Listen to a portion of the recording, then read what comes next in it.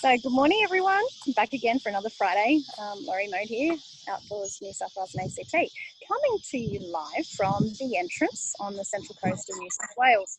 And I'm here because I'm with the Take 3 for the CE event, which is a CEO cleanup event. We have 46 CEOs behind me who have just spent the last 2 hours picking up what they estimate to be some couple of 100 tonne of rubbish. So that makes up bottles, car keys, would you believe, everything that you'd imagine. So a great event and an opportunity to certainly get our environment clean, ready for you guys to use for all of your activities. So a beautiful day out here, and may I pay my respects to the Guringai people and all the elders on your lands, past, present and future, from the mountains to the sea and everything in between. So great morning here.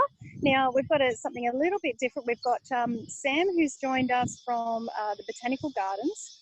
No. Centennial Garden. Sorry, Centennial. I'm so sorry, Sam. I can understand the confusion because, you know, we have, we're also confused. Yeah, we've just been we've just been moved out of the Botanic Gardens. Right. We're now part of Greater Sydney Park. Thank you for correcting me. So Centennial Gardens.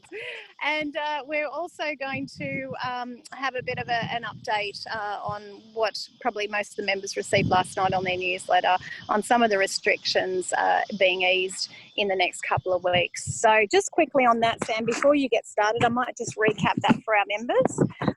And when Roberta, who's the founder of Take 3, has finished her thing, she's going to come over and say good day as well. But so as of the 13th of November in the ACT, we've still got the 4 square metre rule applying in the outdoor spaces, 2 square metre in the outdoor spaces, 4 square metre indoor, I should say. No difference in the COVID plans that you need, and gatherings now can be up to 500 in an outdoor environment. So that's good news for some of the event operators. In New South Wales, as of the 23rd of November, the Victoria border was opened, and also the Victoria border will be open with the ACT at that time as well. Dom, take note. Borders open. Outdoor church services can increase to 500. And outdoor ticketed events with allocated seating now can go up to 3,000 using the 1 per 2 square metre rule. So that's great news. Funerals can now go up to 300 as of the 1st of December. And if you caught the media conference yesterday with the Premier, she was announcing the New Year's Eve opportunities. But for anyone that wants to attend a New Year's Eve event, you must have a permit to attend in Sydney and advise where you'll be and how long you'll be there for. But one quick reminder, and you might have seen the media release, and if you haven't seen it, it is on the government website, that as of the 23rd of November, that is Monday, all businesses need to track their visitor content digitally. So they must use either the government QR code app or another QR code reader app to track all of their content. If people don't have mobile phones, or if you don't have mobile service, you've got to have a device there available for them to enter their details digitally. So an important change there.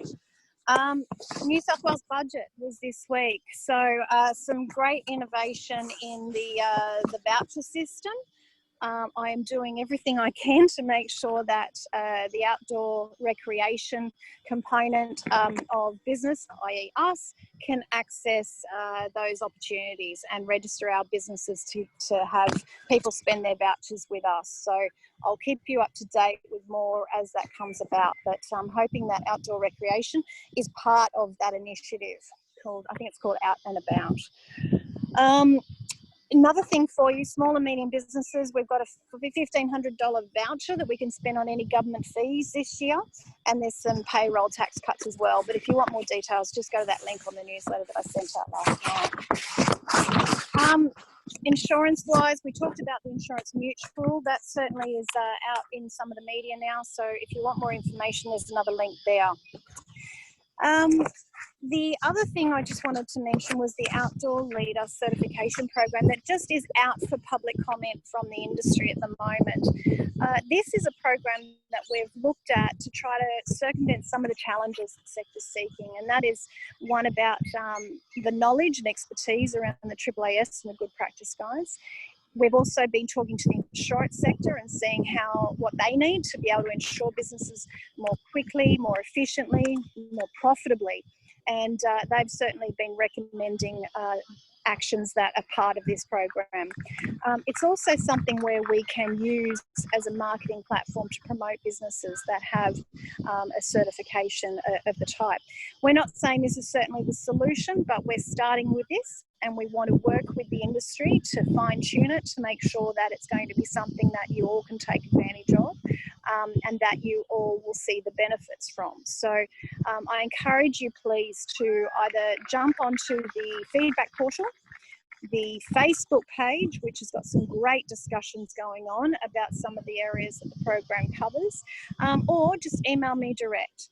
But the other option is I've set up a Zoom meeting next Thursday at 9:30, which you can come along and say what you think about the program and have some great robust discussion about making sure that this is something that is good for the sector. So enough of that, unless there's any questions. Leslie, please yell if anyone's putting anything in the chat because I can't see it on my phone. But yeah, if there's any other questions on that, happy to take it. Otherwise, I'm going to hand over to Sam to fill us in on what sounds like an amazing initiative. So, Sam, over to you. Yes, thanks, Laurie. That's great to get all those updates around COVID. They've been eagerly awaiting some changes to expand our programs at Centennial Park. We've got lots of our stakeholders wanting to get their kids in larger groups to us, so that's great news. So fingers crossed. We're already looking like we've got a pretty busy summer. But yeah, so I've met Dom a few times. Stuart, I haven't met you before, but nice to see you on the screen. So for anyone that doesn't know, Centennial Park is a big urban parkland in the sort of 4 kilometres from the centre of Sydney, and I work in the education team there. And for the last sort of 7 years, we've been working towards a focus around nature play. So 3 years ago, we opened our Ian Potter Wild Play Garden. We run 5 bush schools from our site. We have nature play-based holiday programs and nature play-based school excursions. So we're sort of tapping in at around 30,000 kids a year doing nature play programs in our park. And I think we're around about 450,000 individual visits to the Wild Play Garden since it opened. So it's been an interesting journey for us to take on the pedagogy of nature play in the middle of Sydney, but we've really found that our community has taken it on board. They really enjoy the programs.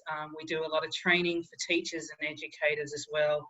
So it's really great to see how they take on board that training and take it out to their own communities and their own centres. But so earlier on, well, for the last couple of years, we've been really looking at trying to find out how we can take what we do in Centennial Park and help other people across the state to deliver more nature play. So I've been in a sort of slightly strategic role since March to basically develop a nature play strategy for New South Wales. What the outcomes of that strategy will be, I don't know. It could be that New South Wales aims to create an organisation like a Nature Play Queensland or a Nature Play WA. It may be that New South Wales decides to go in a different direction. But whatever happens, we would like to be able to have better advocacy for nature play across New South Wales better access to open spaces that can deliver that type of learning, and to sort of support practitioners and children and families to take their kids outside more often. And I think with this year of COVID, that sort of need has become more and more heightened. So about a week ago, the consultation process opened. We've sort of I've got a 3 or 4 pronged consultation process. So we've got just an online survey for either practitioners and educators, and then a second survey for industry professionals, landscape architects, community organisations. So we're looking for people to have a go at that survey. And then in that survey, there's an opportunity for people to leave their details to engage in more in-depth consultation, whether that be through a focus group, one-on-one conversations, and then maybe in the new year, as restrictions ease, we might run a few workshops as well online, and maybe even 1 or 2 in the park. So we're really hoping that we can really get as much information and support from people around Australia, around New South Wales and also Australia. We know we've got lots of support from the Nature Play chapters around Australia already. And we just really want to get that information right. I think there's no point in developing a strategy unless we have the information from the community out there to input into that strategy. I can sort of sit here and say, oh, well, I think we should have this, this and this, but that may not be what the needs are across the state. So what I'm looking for, particularly linking into Outdoors New South Wales and other sort of industry groups, is to really connect with their members, because I know that there's, chatting to Laurie, there's been some, you know, certainly some moves towards developing strategies for nature play within Outdoor New South Wales. And, you know, so we know that there are other organisations around New South Wales as well that are also doing that. So I think if we can strengthen our position, we should be in a good, with a good shot to go out and hopefully get some funding to develop this better across New South Wales. So I guess I'll open it up to questions to people, and I've already seen a couple of emails shooting out there, so I'll definitely get in contact with you. But yeah, has anyone got any questions about the process or nature play in New South Wales? Or Dom, perhaps you could even give a bit of insight into nature play Queensland. Yeah, I'm happy to do that, Sam. I mean, Yeah. it's Nature Play Queensland's been a program that Corf, and we're about to become Outdoors Queensland, but that we've been running since 2014 with a licence from Outdoors WA, who started it. And yeah, that's been an ongoing process, I guess, of what it means. But the main reason that Corf took it on to start with was because we looked at it as, without having a nature play program which embeds a love of nature and positive experiences in nature, there's actually going to be people falling off the cliff of not actually getting into outdoor activities as they get into you know, youth and then into adulthood. So we see it sort of as a nature play as building the base for all outdoor activities in the future, and that's part of the reason that Corf took it on and did it. And it's been a really interesting process. In other states, it's been a standalone organisation. I know that Jamie in WA has a fair bit to do with Griffin as well. They're separate organisations, but they certainly work together a lot. And I think that's an opportunity as well. It just happened that here, Corf ran it as our own program and still do. But it doesn't have to be that way. It's just the way it fell for us. So, and it happened partly because the government wanted it to happen here and approached us about, can you make this happen, rather than the other way around. So, which we were really fortunate about. So, yeah, and that was a big part of it. But the greatest benefit, I think, is nature play can be and this is also a challenge, it can be anything you want it to be, because it's really just about getting kids playing outdoors. So where we've sort of, I guess, waxed and waned a little bit is about unstructured play, about, child-centered decision making. Those sort of things can be really difficult to implement in our systems, and it's been a bit challenging. So I think it's really exciting. I think it's great to see that you guys are putting in. I think you and I spoke about it about 2 or 3 years ago, Sam. So I know it takes a long time. I think it was even about 5, Dom. Was it? Probably. Yeah, maybe. Yeah. Good things take time, guys. Good things take time. Yeah. But there's some really good opportunities, and there's opportunities for even like other organisations to jump on board. That we've got that, like a lot of our organisations who suddenly realised, we can get to early childhood centres and that sort of thing, getting more people outdoors, and it's a terrific sort of opportunities into that side of things as well. Yeah, no, I think, and that's why this sort of consultation process, I think, for me is really important, that we are able to identify who those organisations are that think, oh, great, we do want to get involved in this. We're particularly interested in the health angle and the wellbeing angle for nature play in New South Wales. I think, I've been chatting to diabetes alliances, and the issues around diabetes, particularly in Western Sydney, is, you could say it looks like a car crash waiting to happen. So, there are lots of people out there that I think don't know that nature play exists, that nature play is a way forward for kids to get active without, having to put on expensive equipment or go somewhere that's an attraction that, hopefully if we get it right and we get the right people involved, we can open up spaces and activities across the state and get kids playing outside. I particularly like the program that you guys did, Dom, around street play and getting kids able to be able to access their own streets and neighbourhoods for play. Because even though we've got a great wild play garden in Centennial Park, when we were building that, for me, it was never about the garden itself. It was what the garden could do for other communities and how other people could look at what we had done and hopefully think, yeah, this is great, we want this for our kids, and we don't want to travel an hour and a half on the motorway, once a year to enjoy this play. We want it in our communities for our children. So it'd be really great. I guess I'll just put the call out to the members to get in touch with me at Centennial Park. Laurie's, I think I sent through the newsletter with all the details and things for you, but basically the email is education@centennialparklands.com.au, but I know I'll put your email in the chat box. Please send that through to me and I'll get in contact with you about how to get involved.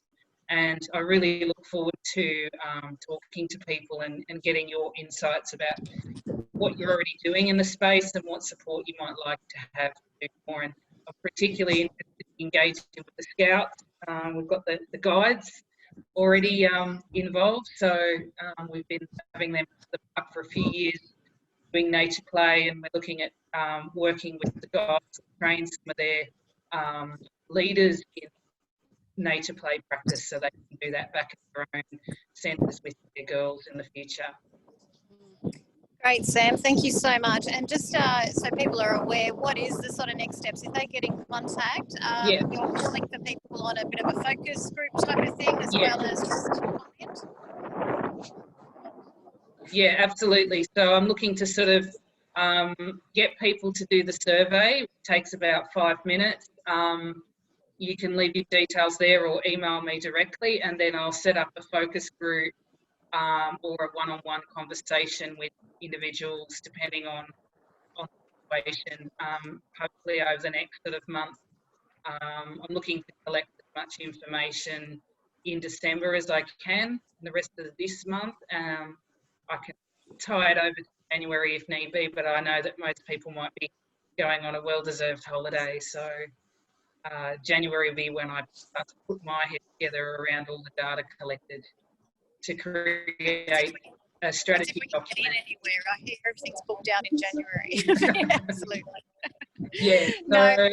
the strategy document, my aim is to have a strategy document ready for March, and then Great. I'll be looking back towards the participants in the consultation to then spread the word around about that, and hopefully by then we'll have some ears pricking up around funding and what picture we can create for the future.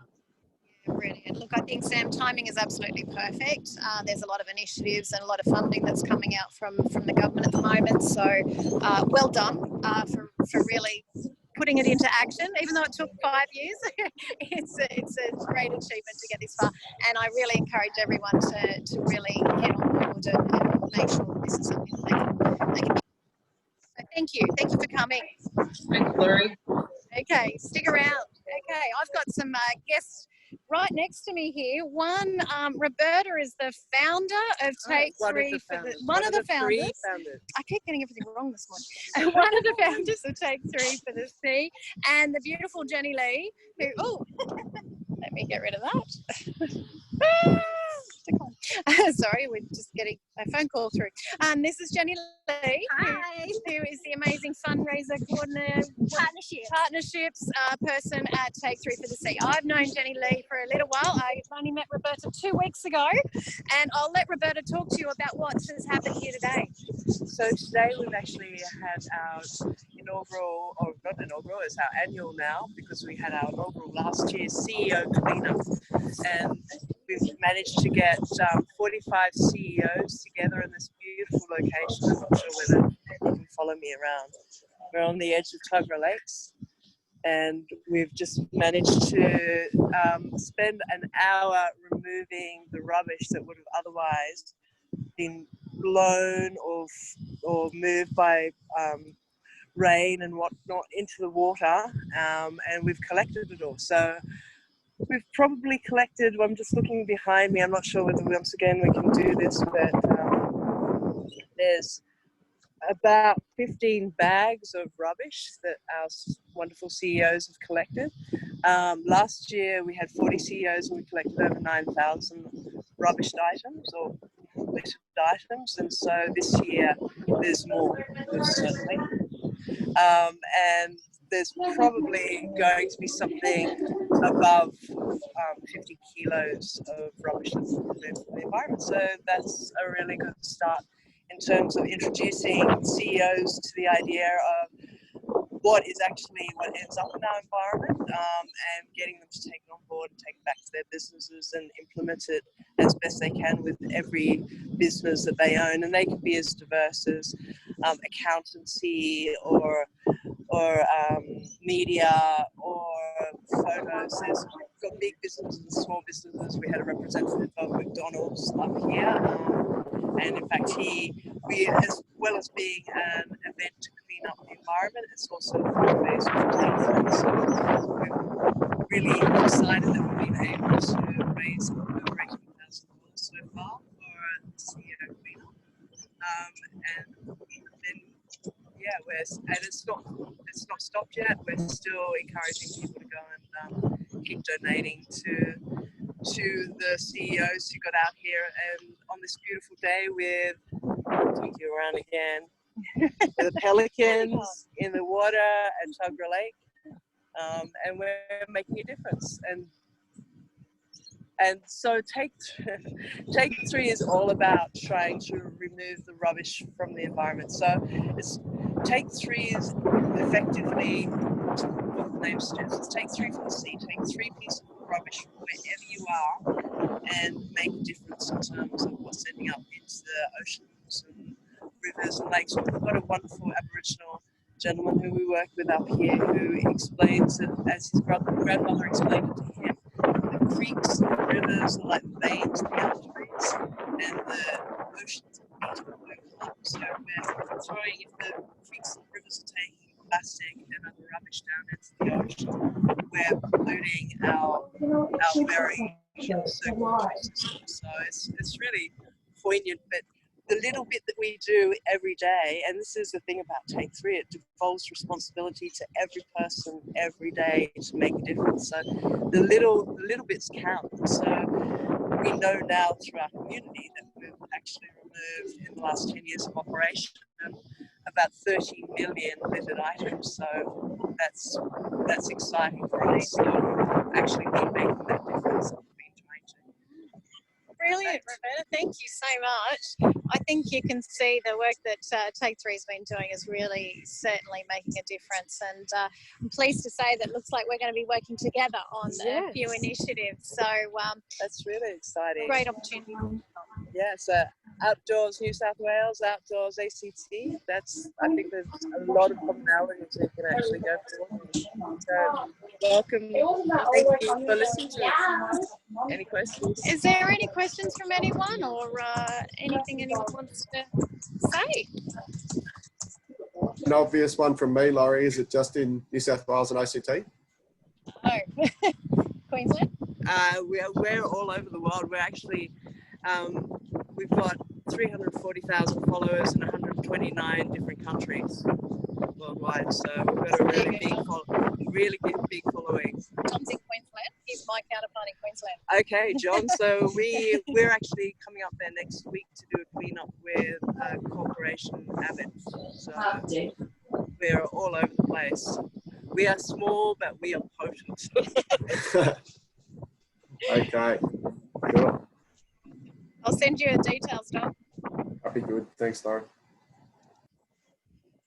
I think, just one thing, I think with the litter picking and nature play, yes. we were working in a site in inner Sydney, setting up a bush school there, and part of the safety procedures beforehand, we'd have to go around and pick up all of the rubbish before the session, lots of broken glass, lots of different types of picnic litter, and we used to photograph it every week and weigh it and then send that to the council. So the councils that think that nature play can be detrimental to open spaces, I think if nature play provisions that are using shared open spaces that are taking rubbish out, it's a good way to sort of let councils know that we're actually having a positive impact on spaces, rather than, you know, kids pulling out plants or treading on plants or breaking a branch when they're climbing a tree. So we really like what you guys do and take that inland.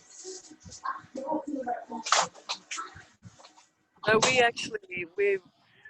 we advocate for everyone to safely pick up rubbish from wherever they are, and I think that the rubbish that you're picking up and the data that you're sending down to the councils, if you can also send it to, there's an organisation called Tangaroa Blue, and they run the Australian Marine Debris Initiative, and it's a huge database, and so that can feed into the database, which helps to look at sources of pollution and putting in place source reduction plans. So if you can also maybe look at putting the data into the AMDI database as well, that could be potentially beneficial in the long term. So, but that, I think, you know, I dream of a world where we don't have to do that before kids go out to play. I mean, how sad is that? But I mean, regardless, we do at the moment, and so we do it safely, and we make that information and the data count. What was the organisation that you mentioned there? It's Tangaroa Blue, and they run the Australian Marine Debris Initiative, AMDI, Australian Marine Debris Initiative. They're actually based in Queensland. Great, thanks very much for that. No worries, it's a pleasure. It's I think, a perfect segue having Sam talk about nature play at the same time we had today in Take 3. So, yeah, perfectly complimentary. And I must make a mention of the beautiful Jono. What's the name of the organisation? Clean for Shore. Jono provided the barge to help us get across to the island today, and he actually takes school groups out on a regular basis to go and clean some of the foreshores right around Lake Macquarie, Hawkesbury River system. So there might be some partnership opportunities there as well. Yeah, they do an amazing job. They remove tons of rubbish from the waterways. I think that's where I got my tonnage figure that I announced this morning. So that's what he's been doing for the last however many years. But great initiative overall. Any other questions from anyone?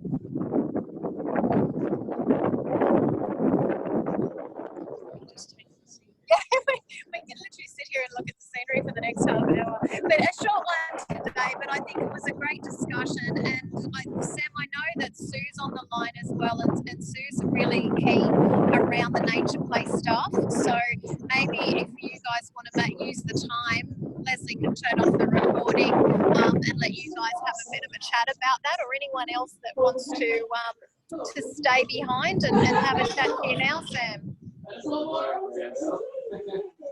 Thanks, Laurie. All right, guys. Well, as I say, I'll send you some pics of all the rubbish we picked up, and we'll come back to you. And don't forget happy hour at 4 o'clock this afternoon. If anyone can join us for happy hour, where the craziest ideas sometimes come to fruition. So we'll talk to you all soon.